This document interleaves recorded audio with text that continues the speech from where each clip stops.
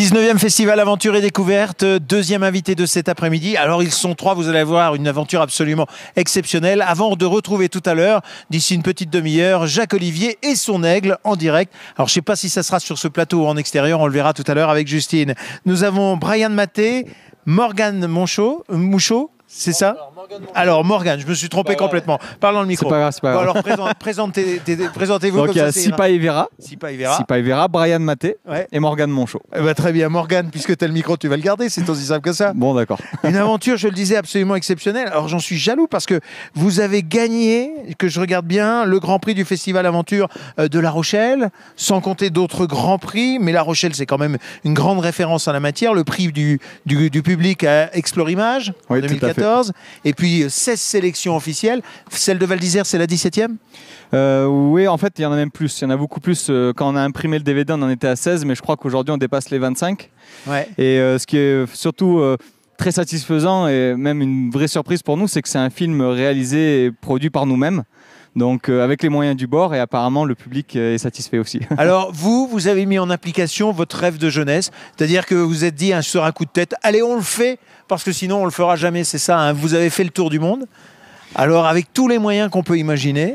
Ouais, l'idée c'était de rallier tous les continents. Ouais. On n'est pas du tout des cyclistes au départ. On a choisi le vélo parce qu'on trouvait ça un moyen où on était en autonomie. Il y avait aussi la dimension physique qui nous plaît parce qu'on est des amis autour des valeurs du sport quand même au départ.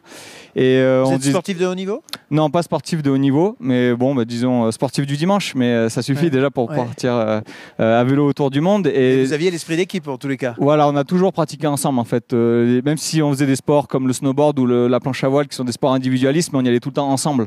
Donc on était quand même dans l'esprit collectif. D'accord. Vous êtes une bande de copains de la région de Montpellier? C'est ça, à côté de Montpellier. Vous vous êtes connus à l'école? Ouais, à l'école, collège, école primaire même. Tout petit alors? Ah ouais, avec Brian, ça fait 20 ans qu'on se connaît. Ouais. Et un peu plus même, 30. 30 ans, d'accord. Un peu plus de 20 ans et un peu plus de 15 ans avec Sipaï. D'accord. Et puis le contact s'est fait immédiatement? Je veux dire, l'alchimie entre copains s'est faite immédiatement?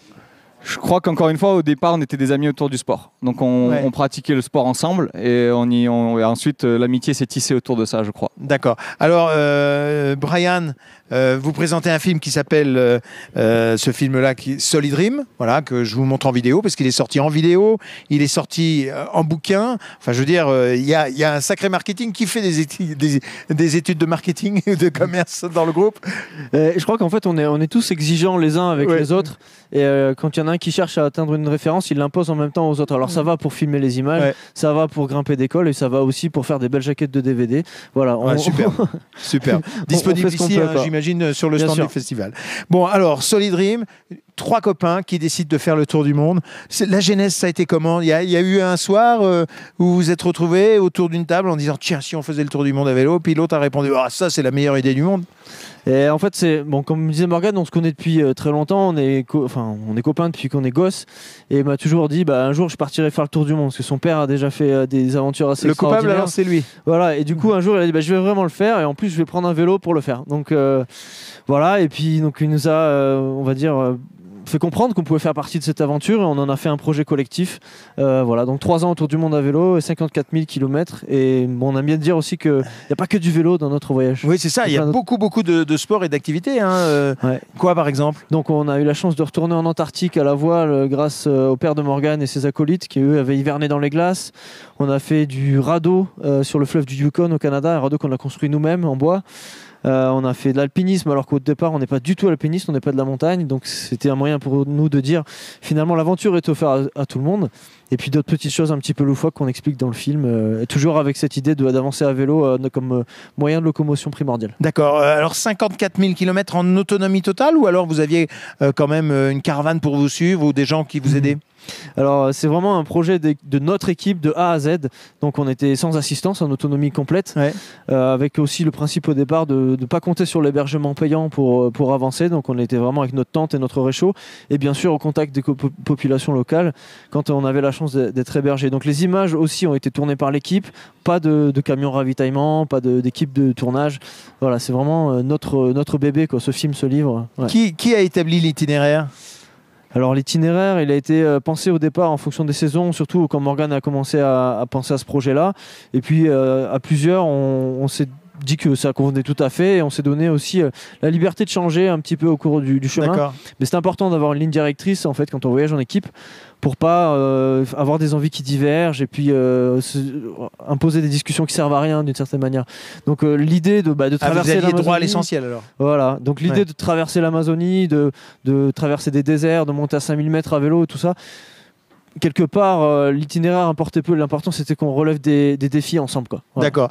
Sifaï, qu'est-ce qu'il faut pour intellectuellement, qu'est-ce qu'il faut pour réussir une telle expédition? Parce que ça doit pas être simple. D'abord, il faut gérer son propre corps, son mental, et puis ses copains aussi. Ben, il y a quelque chose qu'on n'avait peut-être pas tous conscience avant de partir. C'est clair que le père de Morgane lui a inculqué ça, donc Morgane avait ça en tête, c'était de partir avec des caméras, des appareils photo. Et pourquoi le père de Morgane partager. Parce que lui, son histoire en Antarctique, il y a plus de 30 ans, ils ont ramené des images, ils ont fait un film, ils ont écrit un livre de tout ça.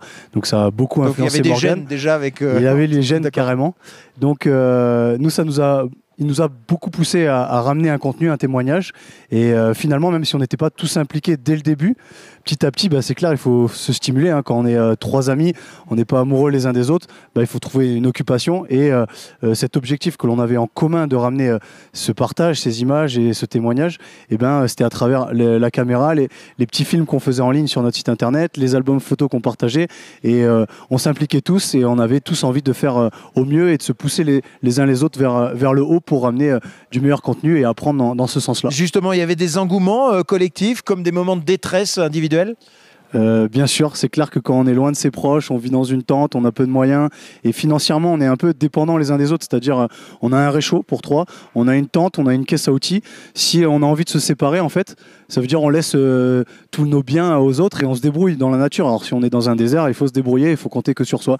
Donc on était, même quand on n'a pas envie d'être avec les autres, on est un peu obligé d'être avec les autres. Et voilà, donc on était 24 heures sur 24 pendant ces 3 ans quasiment oui, c'est ensemble. Ce que j'allais dire. En plus, donc, ça a duré un certain temps. Il y a des moments, on a envie de retrouver son indépendance et redire je et envie de faire sa route. Mais voilà, c'est ce qui nous permettait d'être aussi ambitieux pour monter à 5000 mètres, pour traverser le désert australien avec des ailes de cerf-volant. Voilà. Ouais. Alors, on va repasser le micro à Morgane. Morgane, justement, parlons un petit peu de ces moments difficiles. Comment ça s'est géré, ces moments difficiles? Est-ce que vous vous êtes fait la gueule, par exemple? Il y a eu des tensions, il y a eu des moments d'engueulade. On voit ça d'ailleurs dans notre film. On a réussi un petit peu par hasard à filmer une scène où on s'engueule. Ça faisait partie de la vie, c'est normal. Après, généralement, ça durait juste quelques minutes, voire quelques heures. Mais le lendemain, déjà, tout était terminé. Alors, justement, la gestion de stress, on l'apprend comme ça parce qu'on est 3. Il n'y a personne pour examiner, analyser tout ça. Elle vient d'où cette engueulade, par exemple? Elle vient d'un coup de fatigue, d'un coup de moins bon, de quoi? De l'isolement, de l'éloignement? Il y a vraiment, c'est les petites choses qui s'accumulent. Hein. Souvent, à un moment, ça explose.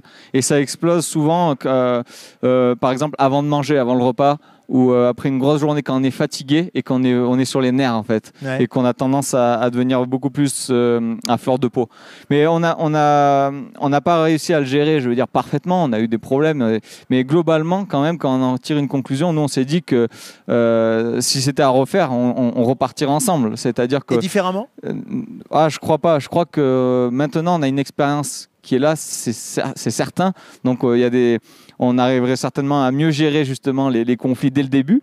Mais en tout cas, si c'était difficile d'être ensemble en permanence, c'est aussi ça qui a fait toute la richesse de notre voyage et on en est bien conscient. Donc, c'est une belle aventure, mais pas seulement une aventure physique, une aventure humaine. Ah, certainement. D'ailleurs, on l'a souvent dit, dans notre voyage, dans notre aventure, l'exploit, il est justement dans la dimension humaine, il n'est pas dans la dimension physique. Et les 3 années passées sont 3 années pleines ou il y a eu des retours en France? On n'est jamais rentré en France. Par contre, on a eu la chance d'avoir quand même quelques amis et un peu de la famille qui sont venus nous voir sur des étapes. Par contre, nous, on n'est jamais rentré en France. Très bien. Bon, alors un beau voyage et finalement, c'est le point de départ peut-être d'une nouvelle aventure qui va se dérouler avec le vélo que l'on voit là, hein, qui est un vélo absolument incroyable. D'abord parce qu'il a des pneus qui ressemblent à des pneus de moto, peut-être même de grosses motos. Et puis ensuite, il est dans un matériau dont j'ignorais un seul instant qu'on puisse en faire un vélo. Ouais, effectivement, c'est un vélo en bambou, donc fabriqué à la main, bien entendu. L'idée est toute simple, hein. Quand on rentre d'un voyage de 3 ans autour du monde, on se rend compte que ce qui fait l'identité d'un pays, qu'est-ce qui nous pousse à voyager, en fait, bien souvent, c'est d'aller rencontrer quelque chose qu'on ne connaît pas chez nous. Et qu'est-ce qu'on ne connaît pas chez nous? C'est des choses qui viennent de la tradition, qui viennent d'une vraie tradition, et les artisans en sont souvent les vecteurs, les premiers vecteurs. Et donc, on s'est rendu compte de ça, que quelque part, la mondialisation, même si elle a aussi des bienfaits, mais elle a aussi des points négatifs. Et par exemple, elle a tendance à faire disparaître ses artisans.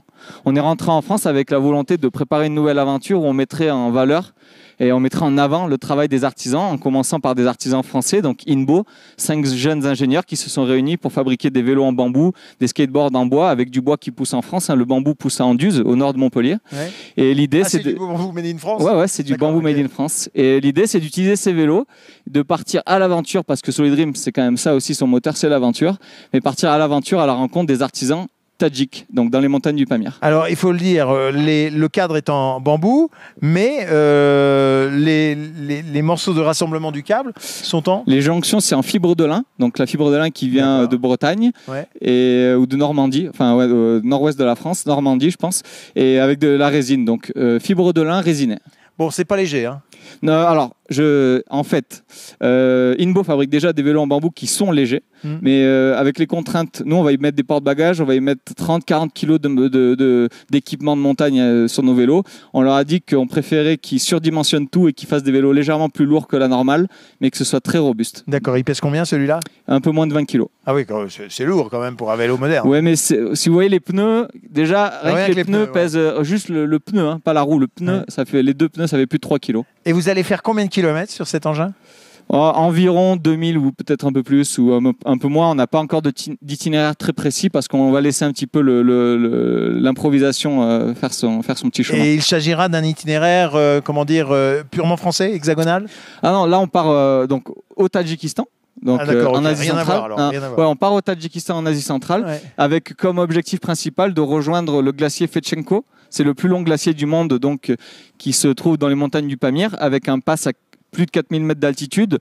Aujourd'hui, on ne sait pas encore si on va être capable d'y arriver, mais c'est en tout cas le défi qu'on veut relever. D'accord, mais vous allez là-bas en vélo?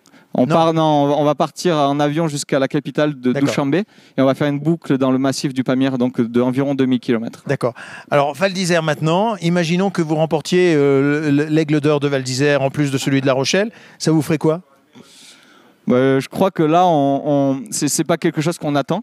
Donc c'est un peu comme La Rochelle, c'est pas quelque chose qu'on attendait parce que comme on disait, c'est un film qu'on a réalisé et produit seul. Déjà c'est un honneur pour nous d'être présent, d'être invité. On est déjà totalement satisfait de ça et disons que ce sera la petite cerise sur le gâteau qui va nous encourager à faire des nouveaux films. Vous allez faire du ski comme véhicule de transport, pourquoi pas? Pourquoi pas? Non, vous faites pas de ski là? Si, non, peut-être que là, on a prévu de s'entraîner avec nos vélos parce qu'on a besoin d'être en forme pour cet été. Ah bah vous avez de quoi faire à 1800 donc, mètres. Donc voilà, on va sûrement aller rouler un petit peu sur les pistes de Val d'Isère. Ah bah c'est une bonne idée. Méfiez-vous en descendant parce que le problème c'est remonter après. Hein. Justement, c'est là où on doit s'entraîner. Très bien, très bien. Bon, je vous remercie d'être passé et puis bonne continuation. Hein. Merci bien. Le départ pour cette nouvelle expédition? 5 juin 2015. 2015, donc et ça va durer combien de temps? 3 mois. 3 mois. Merci d'être passé. Bravo et puis courage à tous. Merci beaucoup.